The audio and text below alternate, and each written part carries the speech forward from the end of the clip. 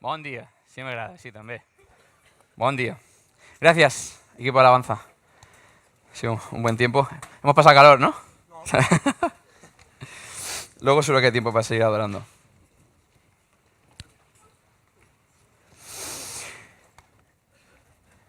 El mensaje de hoy tiene por título El Señor de todo.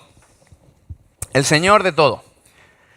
Y está en relación con el texto que ha leído Óscar de Primera de Colosenses 1, del 15 al 23, que te animo a que puedas abrir y lo puedas dejar ahí, porque no nos vamos a mover en principio en toda la mañana de ese texto. El Señor de todo. El problema con la palabra Señor es que en tiempos bíblicos no significaba lo mismo que significa ahora. Entonces necesitamos entender lo que significa la palabra Señor para poder hablar de qué significa o qué quiere decir que Jesús quiere ser el Señor de todo, el Señor de toda nuestra vida. Porque ahora mismo, a día de hoy, la palabra Señor es esa palabra que ninguno queremos escuchar, porque el día que alguien te lo dice, significa que el mundo considera que ya eres una persona adulta. Yo recuerdo, imagino que todos recordáis ese momento fatídico en el que estáis paseando por la calle y al final unos niños que están jugando en el parque te dicen: Señor, ¿me pasa usted la pelota? Cuando te dicen eso, te destrozan, porque ya se confirman tus sospechas y es que ya eres viejo. Gracias por decírmelo de manera tan brusca, gracias. No, es broma, es broma. Ahora día Señor, bueno, lo ves en el diccionario, dice, primera definición, persona adulta. O sea, cuando te llaman Señor ya te están llamando adulto. Segunda definición, tratamiento de respeto y cortesía que se utiliza para dirigirse a una persona adulta. ¿Vale? Yo imagino que habrá un día en el que los niños me llamarán el señor en Fedaque y ahí ya sí que seré pues abuelito, ¿vale? Ya cuando en la iglesia te llaman señor por tu apellido, ya se entra en categoría de abuelito. Cuando Jesús dice quiero ser el Señor de todo, no es para que le llamemos como que es una persona adulta, que reconozcamos que es un hombre adulto, ni para que le hablemos con el respeto que merece una persona adulta. Cuando Jesús dice quiero ser el Señor de todo, quiero ser el Señor de tu vida, tiene más que ver con la tercera definición que encontramos en el diccionario.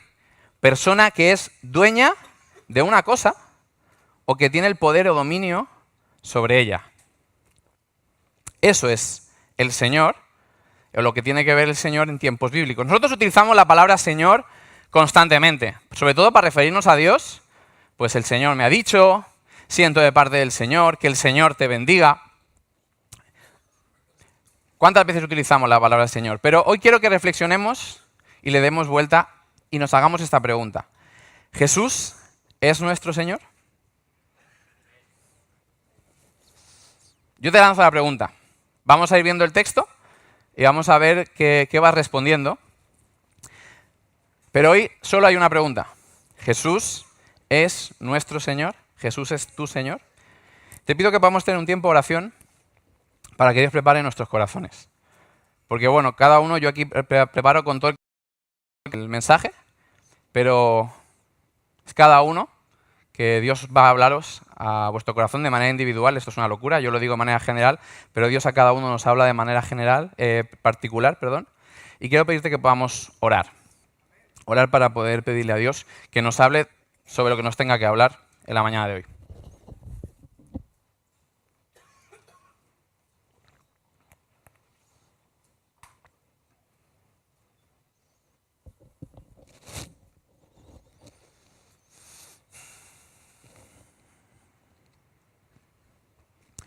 Señor Jesús, te pido que tú reines en este lugar, que tú seas el Señor de esta mañana y que puedas apartar todas esas cosas que nos molestan, apagar esos ruidos para poder escuchar tu voz audible. Te pido, Señor, que me utilices a mí como un canal para hablar a tu iglesia y te pido, Señor, que si en algo yo te estorbo, pues tú hagas, Señor, que eso no suceda, Señor, para que la iglesia pueda ser bendecida y para que tú nos puedas llevar a más.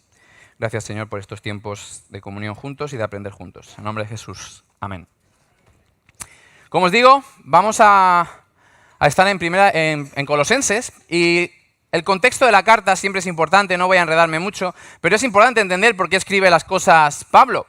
Pablo está escribiendo una carta a la iglesia en la ciudad de Colosa, a los colosenses, porque tienen un problema ahí con algunas herejías, porque el Evangelio se está desvirtuando, se está mezclando con un pensamiento que se le llama el gnosticismo, se está mezclando con las ideologías. El gnosticismo no cree en la materia, cree que lo bueno es lo espiritual, cree que la materia está condenada, que solo lo importante es lo espiritual, y claro, como había esa corriente de pensamiento, pues adaptaban esa corriente de pensamiento a el mensaje de Jesús. Que cuidado, eso pasa mucho hoy en día. Tenemos nuestras ideologías y encajamos la ideología de moda del momento con lo que Jesús dijo. Y lo que está siendo la base de nuestra manera de pensar, muchas veces acaba siendo la ideología del momento y no lo que Jesús dijo. Porque ideologías van, ideologías vienen, no os preocupéis. Ahora nos da mucho miedo a la ideología de género, la identidad sexual y demás, y no es más que otra ideología que viene y que pretende quitar el lugar a lo que nos enseñó Jesús. Esta ideología lo que estaba desvirtuando el Evangelio era diciendo que Jesús no era hombre. O no era hombre o no era Dios. Porque Dios no podía hacer algo tan bestia como hacer un hombre, porque la materia era algo malo y lo espiritual no podía entrar en contacto con la materia. Entonces, o bien Jesús no era Dios, o bien Dios no era Jesús. Quizá Jesús era un maestro muy importante, alguien que había enseñado cosas muy interesantes de Jesús, pero de Dios, pero no era Dios, porque Dios no podía estar en contacto con la materia, porque lo inmaterial, lo espiritual era lo importante.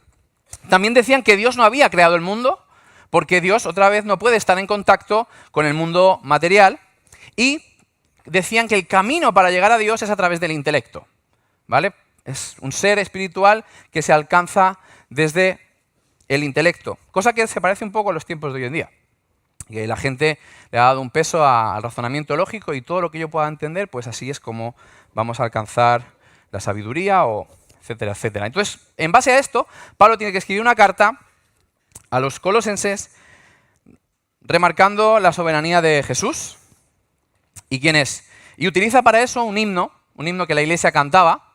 Este precisamente del 15 al 20 son unas estrofas de un himno que la iglesia primitiva cantaba, que se llamaba un himno cristológico. Y es normal que se llame himno cristológico porque si lo miráis, en estos escasos 5 versículos aparece la palabra Jesús o una palabra, él, que está referido a Jesús, 12 veces en 5 versículos. Hay una centralidad del mensaje que voy a volver a leer. De Cristo, y quiero que lo puedas ir leyendo y lo puedas ir masticando y te fijes en 2 temas. Todas las veces que se está repitiendo el concepto de Jesús, una y otra vez, y el todo, ¿vale? Cómo Jesús le importa el todo. Fijaos, Cristo es la imagen visible del Dios invisible.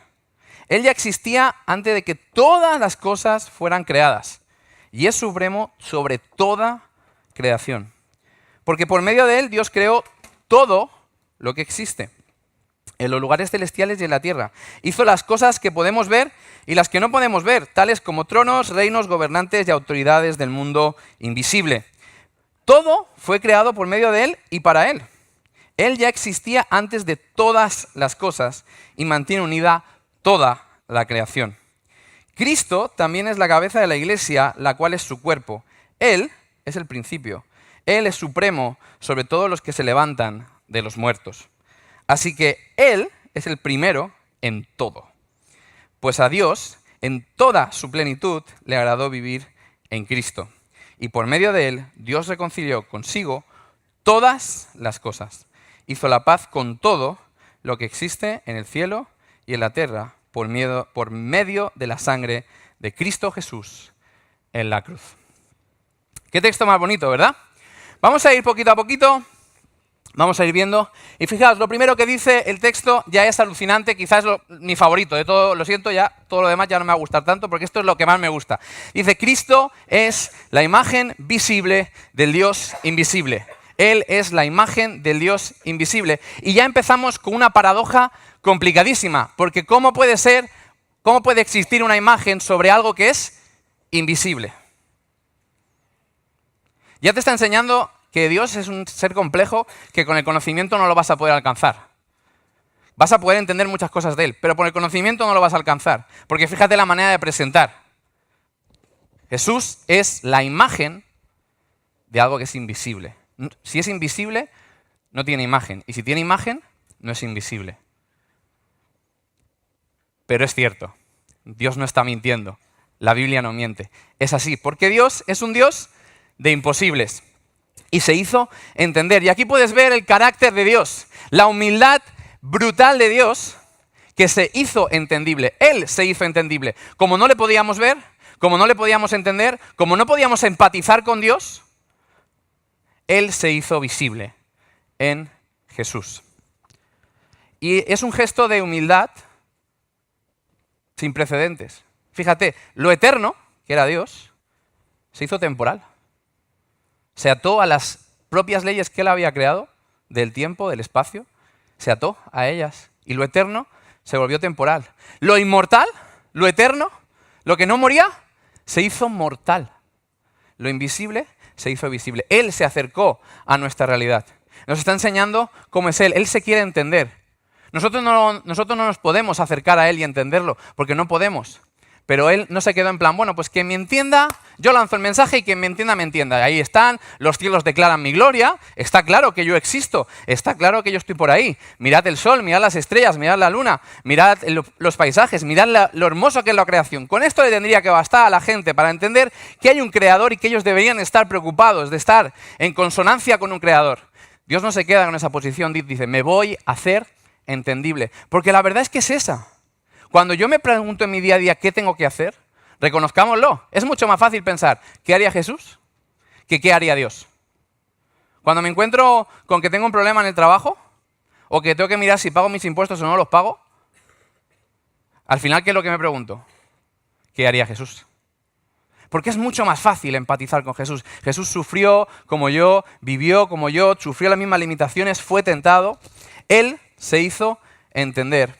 Y eso ya me habla del carácter de Dios. Pero Jesús no solo nos revela a Dios, sino también refleja a Dios. ¿Quieres saber cómo es Dios? Mira a Jesús. Mira a Jesús, mira su carácter, mira su actitud y podrás ver cómo es Dios. Y por último, y no ello menos importante con este punto, es que Dios es una persona. Dios es Jesús, Jesús es Dios. Dios es una persona, porque si Jesús me está reflejando cómo es Dios, me está diciendo que es una persona. ¿Y sabes qué? A las personas se les conoce pasando tiempo con ellas. A las personas no se les conoce desde un concepto teórico.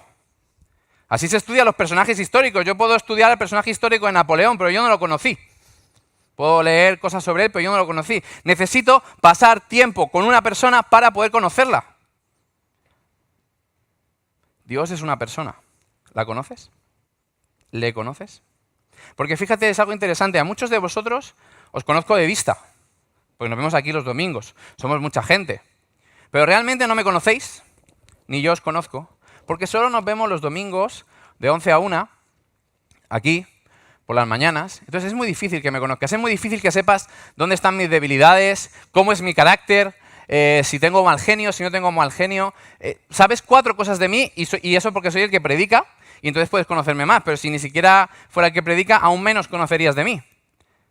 Pues a veces intentamos tener esa relación con Dios, relación de domingo, porque se nos olvida que Dios es una persona. ¿Pasas tiempo con Dios? Pasar tiempo con Dios no es solo leer la Biblia. Leer la Biblia es una de las maneras de pasar tiempo con Dios, pero ¿pasas tiempo con Dios?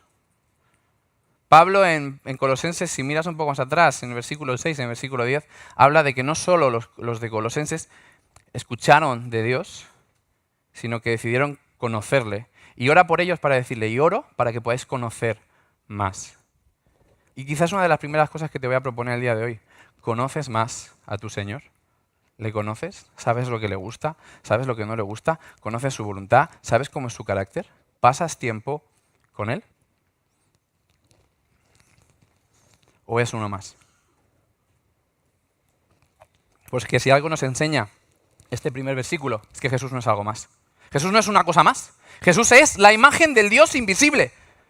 No puede ser uno más, no puede ser un profeta más, no puede ser un maestro más. A mí me hace mucha gracia, este año estaba estudiando y uno de los profesores decía, Jesús es una de las personas que más admiro, cada vez le admiro más. Este hombre cómo hablaba, lo que decía era una pasada. Y yo pensaba, Es imposible que lo estés diciendo de verdad, porque si le escucharas, te darías cuenta que no es solo un maestro, que es Dios. No puedes coger un trozo de la historia de Jesús, no puedes coger un trozo de sus enseñanzas y desechar cuando Él dice, hola, yo soy Dios. No es un profeta más, no es un maestro más, no es un líder más, pero en tu vida es algo más. ¿En tu vida es algo más? ¿Es tu Señor? Vamos a seguir leyendo. Dice, Él es el primogénito de toda la creación, porque en Él fueron creadas todas las cosas, en los cielos, en la tierra. Y por si no lo entiendes, dice lo visible y lo invisible. Que no lo entiendes, no te preocupes, lo sigo explicando. Los tronos, los dominios, los principados y los potestades. Todo. Todo fue creado por Él y para Él. Y Él es antes que todas las cosas y todo subsiste en Él. En otras versiones dice, todo permanece en Él o todo continúa existiendo en Él. Dice que Él es el primogénito de la creación, no refiriéndose a que es el primero de muchos, es uno más, que ha sido creado. No, porque Él no ha sido creado, lo dice más adelante, en Él fueron creadas todas las cosas. Cuando habla de primogénito habla de autoridad, porque en aquel contexto, en la familia, no estoy diciendo que esté de acuerdo, os estoy explicando cómo era la familia en ese momento, había dos personas muy importantes, el padre y no la madre, lamentablemente, el primogénito. Eran las dos figuras más importantes dentro de la familia y el primogénito lo que tenía era derecho a gobernar porque era el heredero de todo lo del padre. Un primogénito era alguien con autoridad, con derecho a gobernar.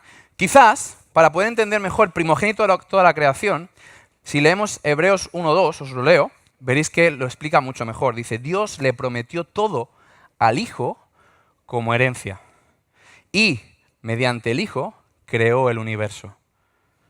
Dios no creó a Jesús, Jesús creó, junto con Dios, todo lo que hay. Él tiene derecho a gobernar. Por tanto, si Jesús es el creador, y tú aceptas esa realidad, Jesús lo ha creado todo, aquí lo pone, lo ha creado todo, tiene autoridad sobre todo. Todo. No sobre tu vida espiritual. Todo. Si Él lo ha creado, Él tiene autoridad. Él sabe mejor cómo funciona. ¿Tú te imaginas? Yo me acuerdo, hace 10 años compramos un coche. Y te sientas ahí como vas a comprar un coche y el vendedor, el comercial, se sienta al lado tuya y te explica cómo funciona el coche. Y te dice, mira, aquí está el aire acondicionado, aquí está esto, aquí está lo otro, aquí está el navegador, aquí está lo otro. Imagínate yo intentando decirle al vendedor, diciéndole, hombre, yo creo que el pedal del freno es el de la derecha, el del centro no creo que sea ese. Yo voy a acelerar con el del centro. Pues él me dirá, pues pisa todo lo que quieras, pero yo que sé cómo funciona esto, te voy a decir que el de la derecha es para acelerar, el del centro para frenar y la izquierda es el embrague. El creador tiene autoridad sobre lo creado, sabe cómo funciona y si Él ha creado todo, tiene autoridad sobre todo. Sobre todo. Tu vida espiritual, tu familia, tu trabajo, tu sexualidad, tus hobbies, tu deporte, tus relaciones, todo, todo, porque Él lo ha creado, ¿verdad? Pero ¿cómo somos nosotros? Alabamos a veces más la creación que al Creador. El viernes todo el mundo apreciando lo bonito, que lo fue, del eclipse lunar. Rojo, ahí, la luna, qué bonita la luna de roja. Qué bonito poder ver Marte. Nosotros incluso pudimos ver Júpiter. Qué bonito. Y qué bonito es admirar la creación. Pero admira al Creador, tiene mucho más sentido. No admires las playas de Mallorca, admira al Creador de las playas de Mallorca. Jesús es el creador, es el dueño. ¿Y nosotros quiénes somos? Mayordomos. Génesis 1. El mandamiento de Dios es cuidad la creación, cuidadlo todo. Desde nuestros cuerpos hasta toda la creación. Pero muchas veces le damos la vuelta y me creo el dueño. Mi cuerpo, mis normas. Es un lema muy de moda ahora, ¿no? Mi cuerpo, mis normas. Señor de todo, no encaja con mi cuerpo, mis normas. Eso uno o lo otro.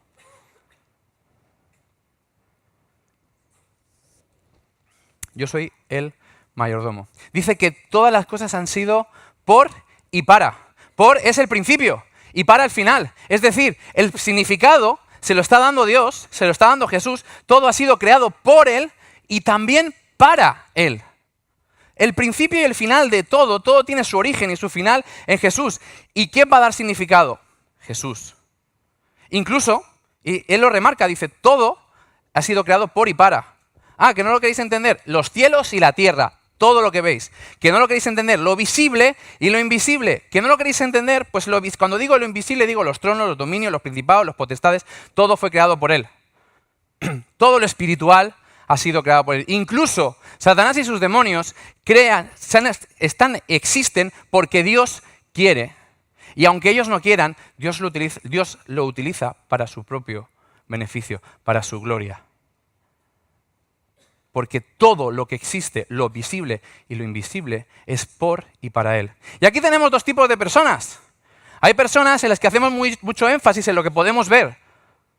Pues a aquellas personas te digo, todo lo que puedes ver, Dios lo ha creado, por y para Él. Pero también existe un mundo espiritual que Dios ha creado por y para Él. Y también aquí hay personas muy espirituales que todos lo relacionan con lo espiritual porque todo es espiritual. Pero no menosprecies lo que tú no llamas espiritual, porque Dios está diciendo que todo lo invisible, pero también lo visible, ha sido creado por y para Él. Tu trabajo, tu familia, todo, lo visible, todo lo que puedas ver, no lo excluyas, no hagas una separación entre lo espiritual, que es para Dios, y lo no espiritual, porque no existe lo no espiritual. Dios no hace una diferencia y dice, bueno, lo espiritual para mí, no, dice, todo lo he creado yo, por tanto, todo yo sé cómo funciona, por tanto, yo todo le he dado un propósito, yo quiero ser el Señor de todo. Dice Romanos 11:36, quizás nos ayude a entenderlo, dice, pues todas las cosas provienen de Él y existen por su poder y son para su gloria. Todas las cosas existen por su poder y son para su gloria. Toda mi vida tendría que ser una vida para darle gloria a Dios. Si Jesús dio origen y significado y propósito al mundo, también me lo ha dado a mí, también te lo ha dado a ti. Yo no sé con qué vienes hoy, pero si quieres averiguar tu origen, tu propósito y tu significado como persona, te voy a ahorrar mucho tiempo, solo en Jesús. Te voy a ahorrar mucho tiempo, de verdad, te lo digo para ahorrarte tiempo. Búscalo donde quieras. Pero te darás cuenta que solo en un sitio vas a poder entender quién eres, a dónde vas, de dónde vienes. Jesús. Pero tendrás que rendirte, porque Él quiere ser tu Señor. No solo de tu vida espiritual, de todas las áreas de tu vida. Sigue diciendo el texto, y Él es la cabeza del cuerpo de la iglesia. Él es el principio, el primogénito de los muertos, para que todo tenga en Él la preeminencia. Fíjate, Él es el que creó la vida, nosotros la estropeamos, pecamos, y Él crea la nueva vida. Él es el primogénito de la iglesia. Él es el primogénito de la creación, pero por si no lo entendemos, y no entendemos lo que quiere decir todo, Pablo lo especifica un poco más. El primogénito de la iglesia. El que tiene autoridad sobre la iglesia, porque fue el primero que murió para dar vida. Es el primero que resucitó. Todos los demás resucitaron gente en la Biblia, pero todos vuelven a morir. Él es el primero que resucita para no volver a morir, porque en su muerte nos quiso dar vida. Una nueva vida, porque nosotros hayamos desaprovechado la primera vida que Él nos dio. Su victoria no fue personal, su victoria fue colectiva. Y en su resurrección nosotros tenemos la esperanza. Dice que Él es la cabeza del cuerpo.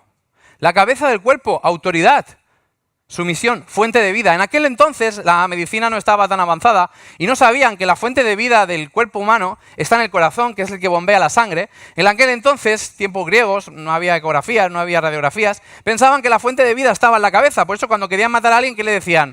Que le corten la cabeza. Porque ellos lo tenían calculado y comprobado. Si le corto la cabeza, se muere.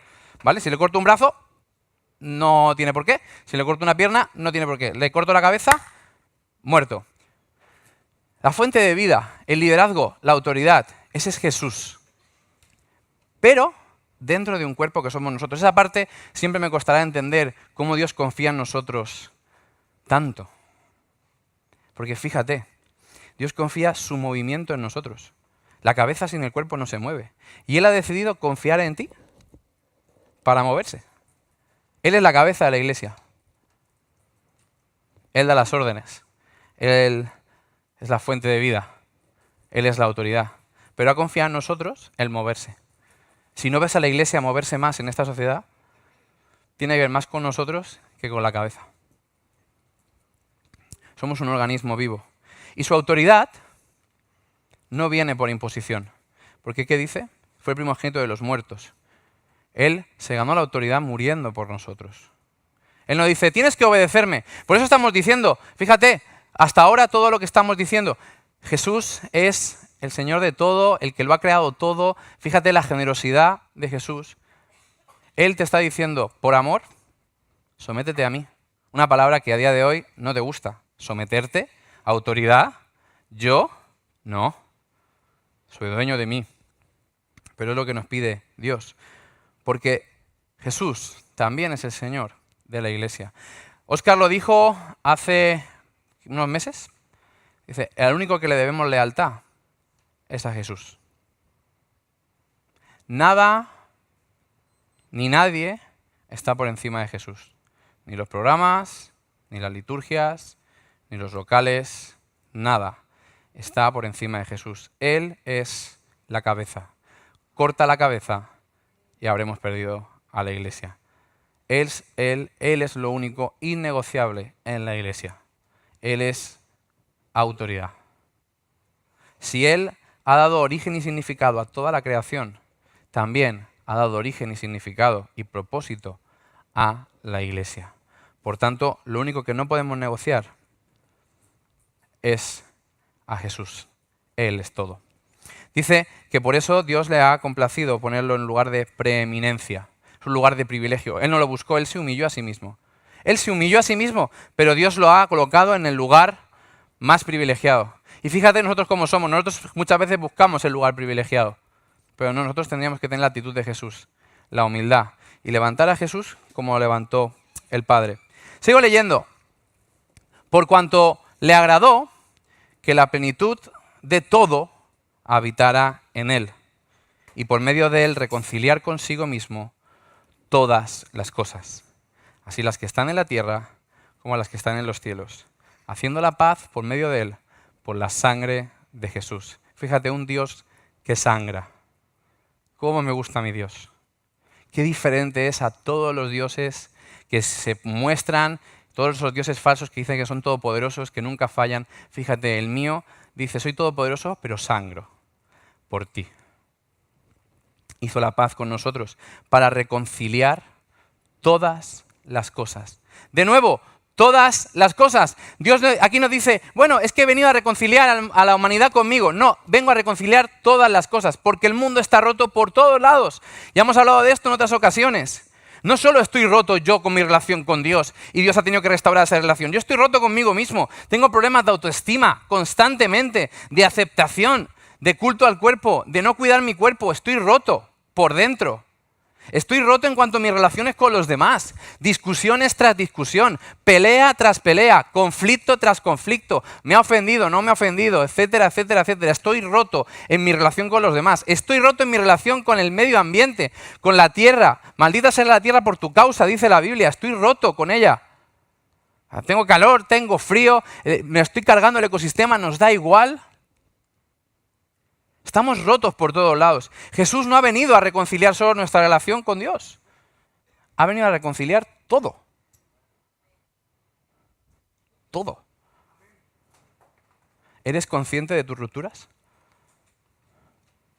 Jesús es el Señor de tus rupturas. Te voy a poner un ejemplo muy fácil. Semana pasada, domingo, 7 días atrás, desde aquí, se nos invitaba a una cosa. Durante esta semana, busca a alguien con el que hayas roto la relación y restáurala. Yo no voy a pedir que levanten la mano. Pero los que lo han hecho han demostrado que Jesús es el Señor de sus rupturas. Porque a pesar de su propia opinión, han obedecido la voz de su Señor. Los que no lo han hecho, no están dejando que Jesús sea el Señor de sus rupturas. Yo tengo que levantar la mano. He tenido una semana horrible y lo tengo en deberes, Óscar. Pero esta semana yo voy a arreglar cosas que tengo con personas.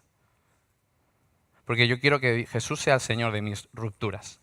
No solo el Señor que restaura mi relación con Dios y ahora puedo hablar con Dios y puedo orar con Dios, sino el Dios que también está en medio de mis rupturas, de mis relaciones rotas, de todo. Porque quiero que sea el Señor de todo. Porque Él ha venido a reconciliar todo. Y si yo vivo en guerra con algún área de mi vida, no estoy dejando que el Jesús de paz gobierne mi vida. Y entonces ya no está siendo el Señor de todo. El Señor ha venido a reconciliarlo todo. Y entonces esto es para todos. No hay clases, no hay pueblos, no es algo para algunos escogidos, no es una cosa de edad, no es una cosa de sexo, no es una cosa de raza, no es una cosa de condición social, es para todos. Y es para todos, da igual lo que hayas hecho también. No hay un nivel de pecados. Bueno, he venido a reconciliar a los que han pecado hasta tal. Los que han hecho ya X cosas que son terribles, esas personas ya no puedo reconciliarlas, son irreconciliables. No, Jesús dice, Él es el que lo ha venido a reconciliar todo.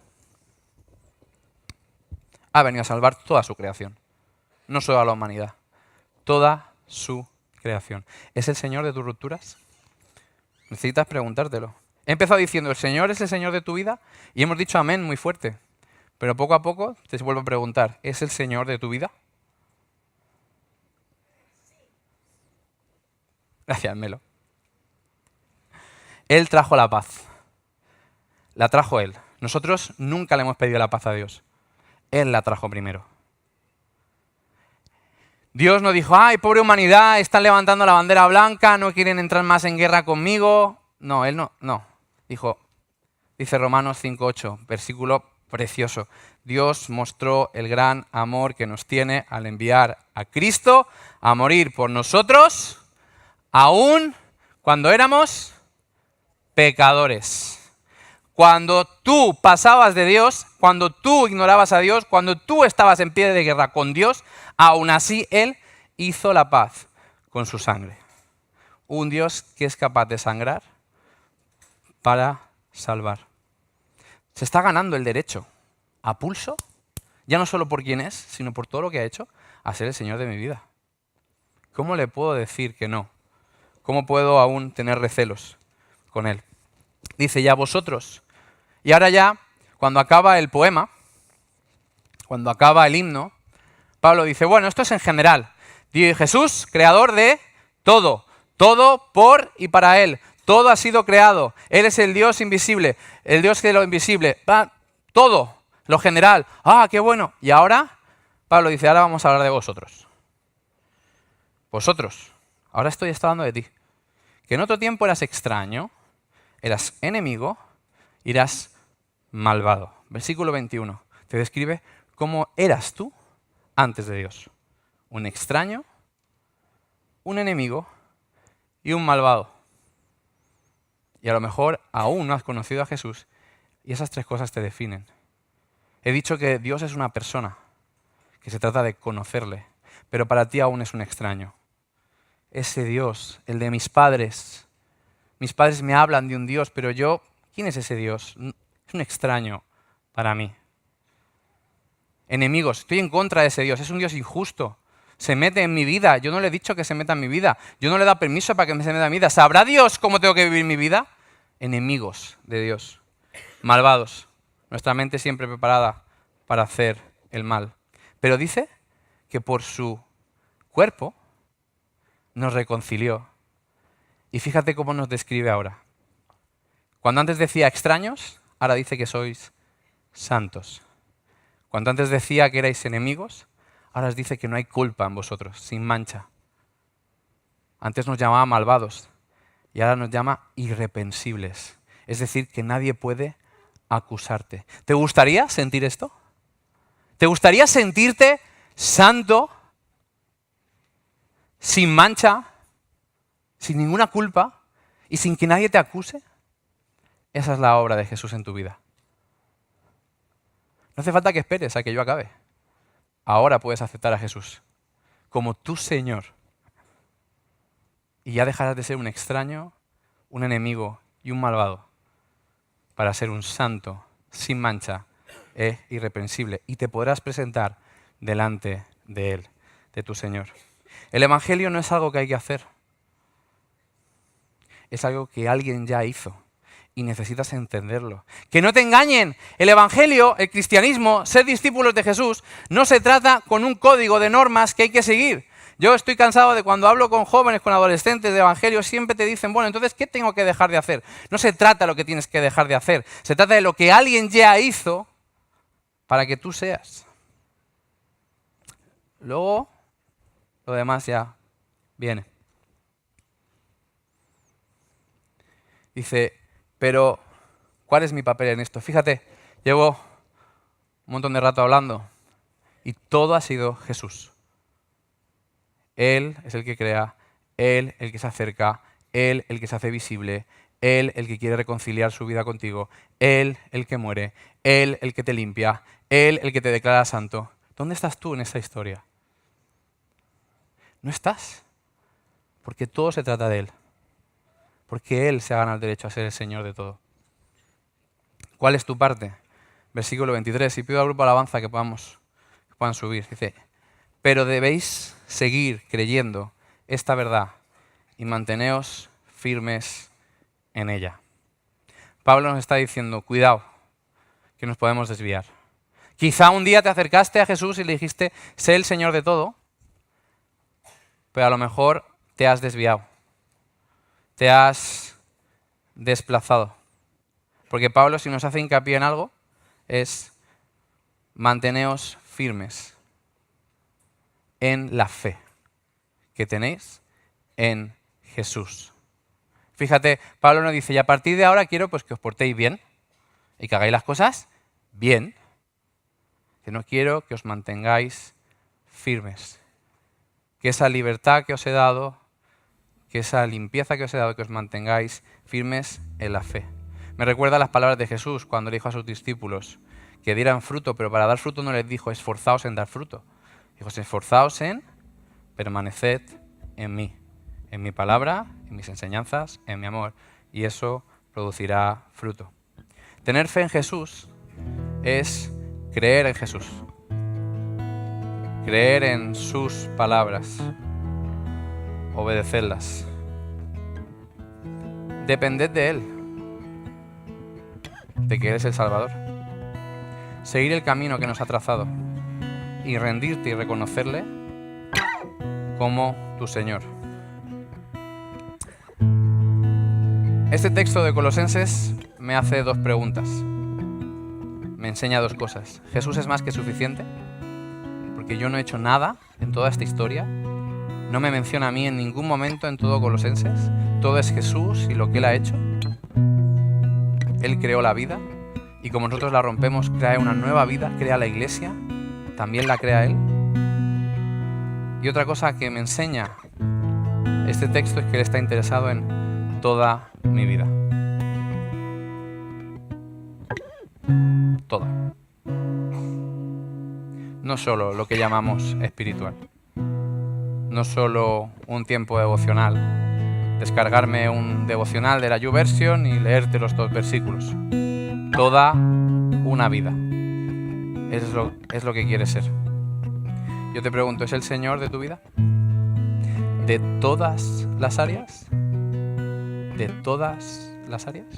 Te voy a hacer una pregunta. ¿Cuándo fue la última vez que hiciste algo solo porque Dios te lo pedía, aunque tú no estuvieras de acuerdo? ¿Cuándo has hecho algo en contra de tu voluntad porque entendías que era lo que Dios te decía? Porque ahí se demuestra la obediencia. La obediencia no se demuestra cuando yo estoy de acuerdo. Cuando yo le digo a mi hijo,